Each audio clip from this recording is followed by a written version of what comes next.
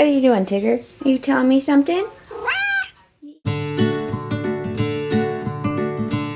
Hey guys, it's Jen and Tigger. Welcome back to our channel. Today I'm going to be talking about a couple things. First of all, getting a new cat.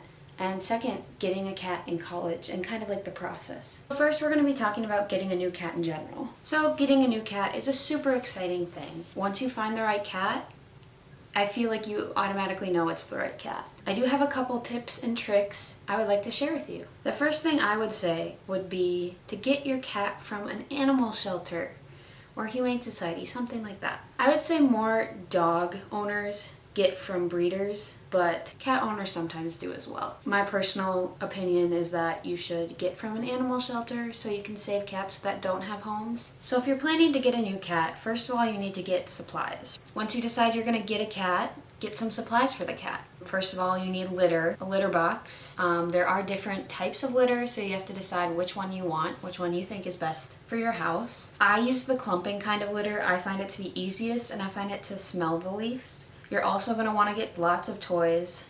Tigger's favorite toy is a mouse, not a real mouse. You're also going to want to get your cat a collar. I waited until the day I got Tigger to get him a collar and tag just because, one, I didn't know what his name was going to be, and two, I didn't know his coloring. Definitely make sure you get at least a scratching post, if not a cat tree. My cat tree has scratching posts on it like most do, and cats love them. Tigger sleeps in his, not at night, he sleeps with me, but Tigger sleeps in his, he plays on it, there's little toys hanging off of it, he uses them as scratching posts, and it's just a place for him to hide. There's little like nooks and crannies where he can hide if he doesn't want to be seen. You're also going to want to get food for your cat. I personally waited until after I got Tigger again, because switching a cat from the food it's being fed at the animal shelter to a new different food can be really hard on their stomach. So if you know which shelter you're going to, you could ask what type of food they feed the cats. You could also ask if they give out little bags of that food. Sometimes animal shelters give out bags of the food that they were feeding, so you can do a little transition. You can get the food that you eventually want to feed the cat, but don't just randomly start it on it right away.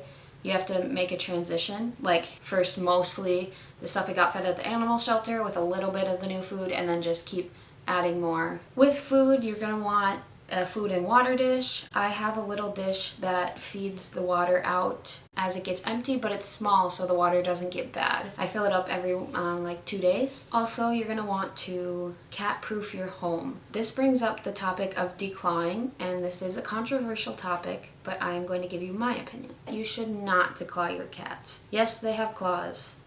Yes, they can make damage, but it hurts them to get declawed. It cuts off their knuckles so the claw doesn't grow anymore. It can cause them pain for their lifetime, and I personally don't want that to happen to my cats, so I don't do it. Also, if you're getting an adult cat, you don't want to declaw them either because they can feel a lot more pain. You're going to want to cat-proof your home. If you're worried about a certain type of furniture, put some coverings on the edges of it. Not the whole couch, you don't need to do that, but just like the edges where a cat would usually claw at. Make sure your shelves are really steady or like bolted to the wall, because cats will jump and things will fall. You don't want things to fall and break. You're going to want to set up one room specifically for the cat. I'll get more into that a little bit later. You're going to want to set it up with a kennel and food and water dishes, the cat tree. On the topic of kennels, some people kennel their cats and close them in there. I personally do not. I just leave it open so it's like a little safe space for them. The second major thing you're going to want to do is decide whether you want an adult cat or a kitten. This was an easy choice for me when I was getting a cat, when I got Tigger, because I've seen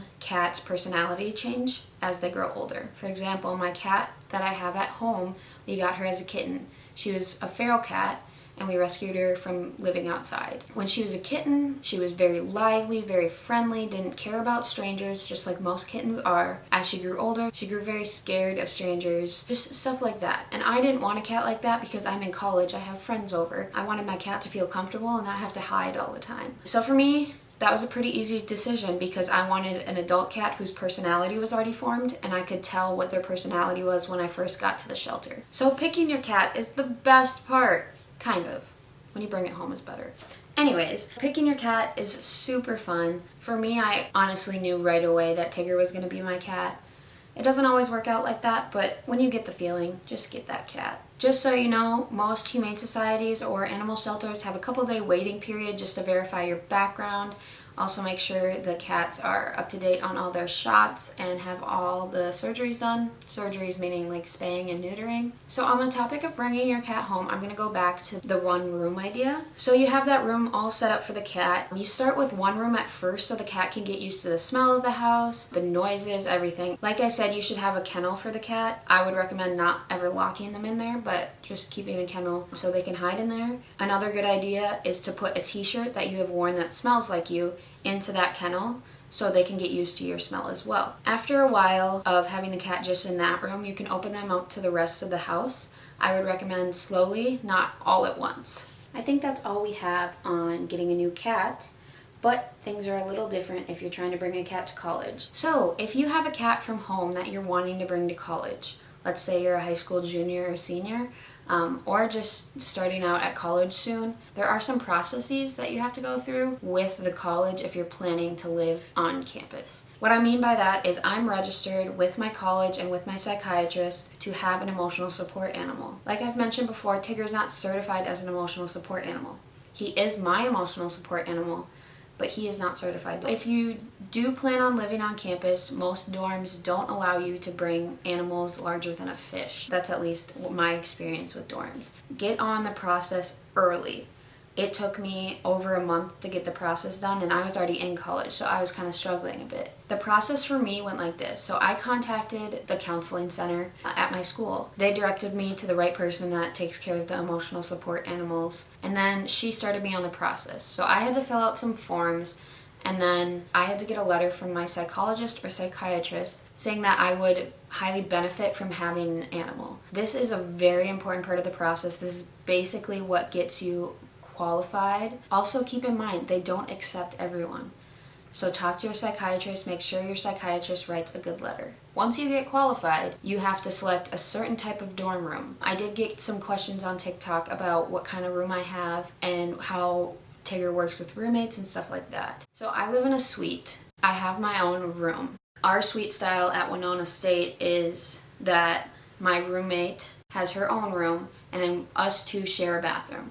The bathroom doesn't connect our two rooms. We have a living room which has the door to go out of our room, the bathroom door, and both of our doors. That is honestly the best option I've heard of for having a cat, other than like a single room. A single room would work. The only problem is if your cat does want to like explore, they might try and get out of your room. Once you've decided what kind of room works best for you, at least at my school, what they had to do was come in before you have moved in and blacklight your room. This means that they can see all the stains that have come up throughout the years of having people in the dorms, and they take photos of them, document them, and at the end of the year they blacklight your room again and see if your cat has made any stains. If this happens, you do get charged for either carpet cleaning or carpet removal and installation. Again, this is all at my school. I'm not sure how other schools work with that. So once you're verified in your room and have everything figured out, then you get to move in, just like anyone else would. Make sure you have room for the litter box, for water and food. And for me, I have a cat tree in my dorm room. My dorm room is a little bit bigger than usual, but at least have a scratching post if you can't fit a cat tree. So I'm gonna answer a couple questions I got on TikTok now. One of the questions that I've gotten a lot is, how do you get your room not to smell? The thing is, you have to clean the litter box on a pretty regular basis. I personally don't ever smell it. My roommate sometimes comes in my room and she's like, whoa, it smells like cat in here, but it's never like bad. If it ever gets really bad, like right when they go to the bathroom,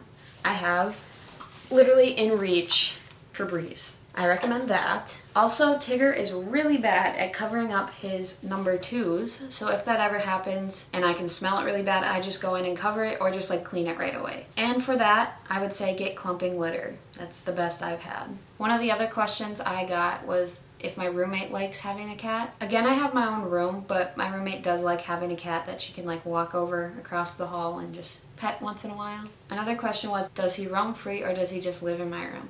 Technically, he's only supposed to be in my room for the majority of the time, but he is able to go out into the living room and my roommate's room. We don't really allow him to go into my roommate's room all that often, just because he likes to scratch things in there and not in here, and I don't want him ruining her stuff. But he does get to roam out into the living room and the bathroom as much as he wants when my door is open, which is most of the time that I'm home. A question I get a lot is, do I take him to classes? No, I do not take him to classes. That would be fun, but he's just a cat for at home. Some people asked if having a cat in college is hard. Somewhat. I would say it's way more helpful than it is harmful to me. Obviously, he's an emotional support animal, so he is here for my emotional support, and that greatly helps me. One of the things that's really hard about having a cat is he loves to be all over me. And when I'm doing homework, he likes to chase my pencil around when I'm writing, likes to bat at it. He likes to just lay on my laptop, which types a bunch of stuff that I don't want typed. He also knocks things over a lot. And I am one to not finish my coffees or my pops when I get them.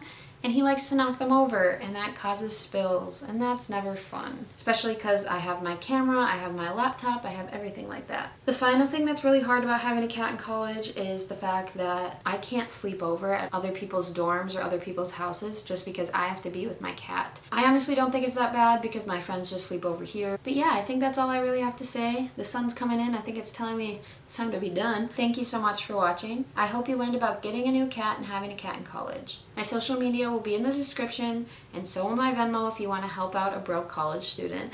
Have a great day. Love you guys.